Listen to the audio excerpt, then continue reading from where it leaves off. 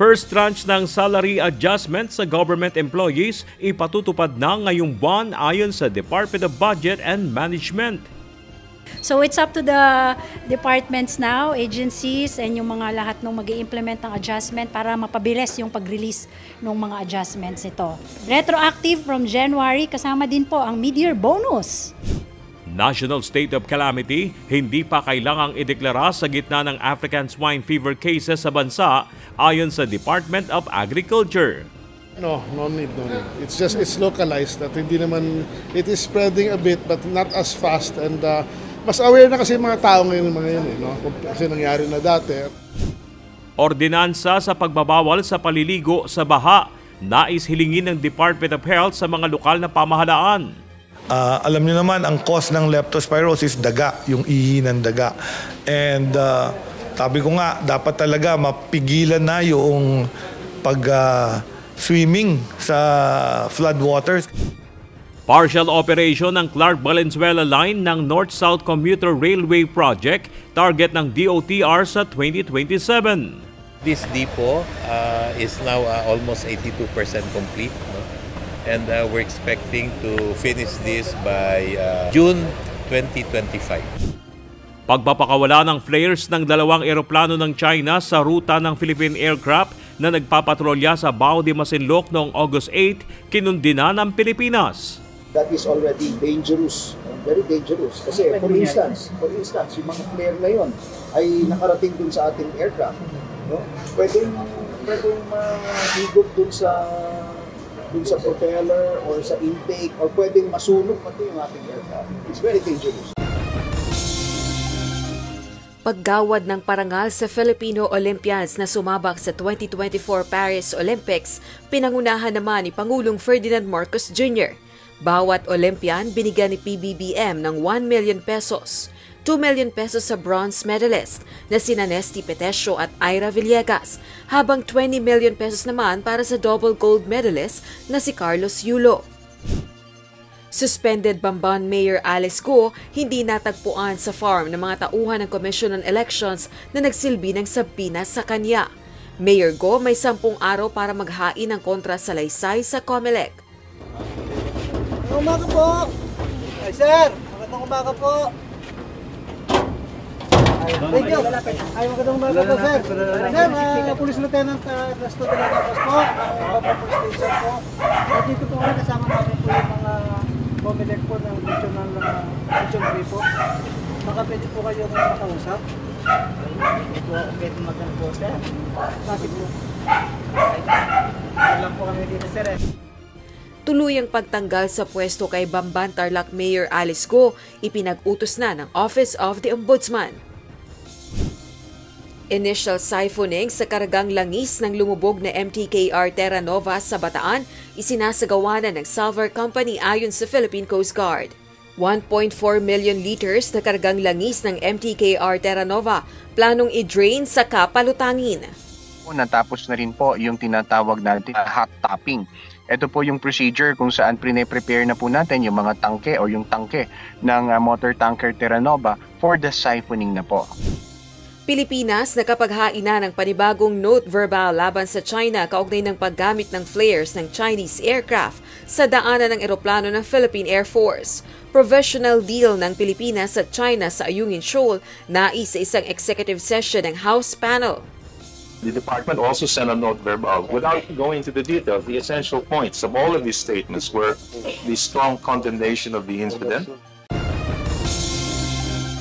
Heroes Parade para sa mga atletang Pilipino na sumabak sa 2024 Paris Olympics, inabangan ng libo-libo nating mga kababayan.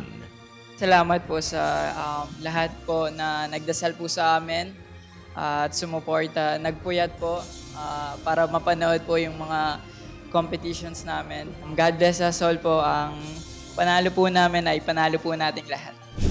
Dismiss Bamban Tarlac Mayor Alice Go, maghahain ng apela kaugnay sa dismissal order ng Ombudsman laban sa kanya.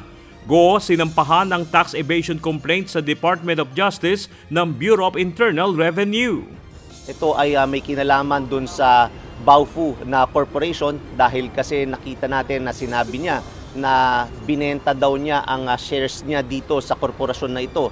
At nakita natin din na hindi bayad ang buwis patungkol dito sa pagta-transfer ng shares niya na to. Kaya malinaw na may kasong tax evasion. Umano'y pagtanggap ng sobre mula kay Apollo Kibuloy, itinanggi ng National Bureau of Investigation Region 11. Inspeksyon sa compound ng Kingdom of Jesus Christ, hindi scripted ayon kay NBI 11 Regional Director Arcelito Albao. Hindi din niya ako kilala, I'm sure, kasi wala man ako dito sa Davao naka-assign. And yung sinasabi niyang binibigyan niya ako ng pera, paano? Nasa US siya. Mga transport caravan ng Manibela at Piston laban sa Public Transport Modernization Program, wala nang nagiging epekto sa mga commuter ayon sa DOTR. Nakita naman natin na yung mga previous strikes nila hindi naman masyadong naka-apekto sa ating mga mananakay, no? That only means that yung ating Public Transport Modernization Program is working, no? Hindi naman talaga mararamdaman ni Secretary yan eh. Kasi wala naman siya sa field, no? At inaasahan na natin yung mga ganitong sinasabi ng lahat ng ahensya ng gobyerno, hindi successful. 2 Malaysian at 18 pang iba pa arestado sa illegal fishing sa Palawan. Mahigit 300 kilo ng mga isda nasabat sa kanilang fishing boat. Rehabilitasyon sa EDSA Kamuning Flyover magpapatuloy kahit binuksan na sa mga motorista. Daloy ng trapiko sa lugar, bahagya ng lumuwag. Actually, 30% na po ang accomplishment natin. Mas marami po tayong gagawin sa ilalim.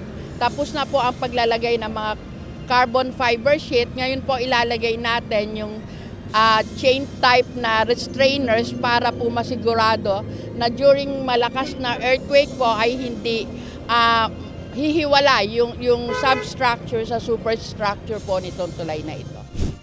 Aktibong pulis at sundalo exempted na sa drug at neuro test sa pagkuha ng gun license. Ang dahilan po kasi meron naman pong regular na psychological and neuro exam.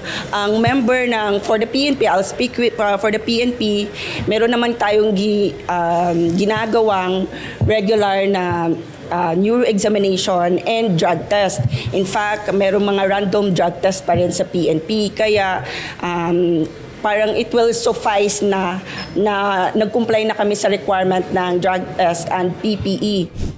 Nasa 100 Davao Cops, iniimbestigahan dahil sa umano'y dinoktor na police blotters.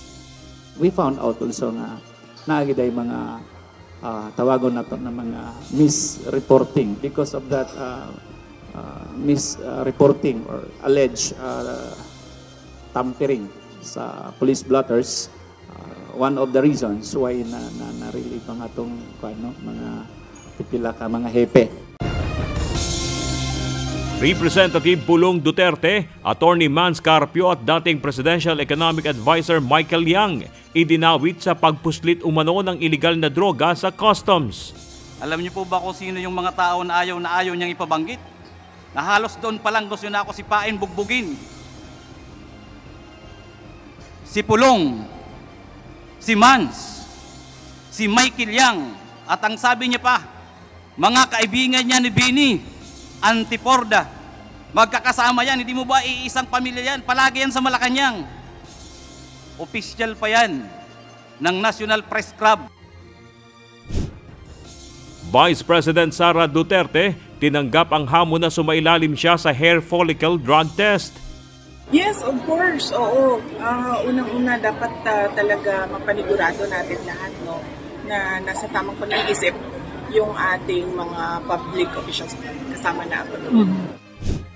Tatlong dating kadete ng Philippine Military Academy hinatulang guilty sa pagkamatay ng kapwa kadete na si Darwin Dormitorio noong 2019. At dating PNP Chief Jesus Bersosa inabsuelto ng Sandigan Bayan sa manumalyang chopper deal.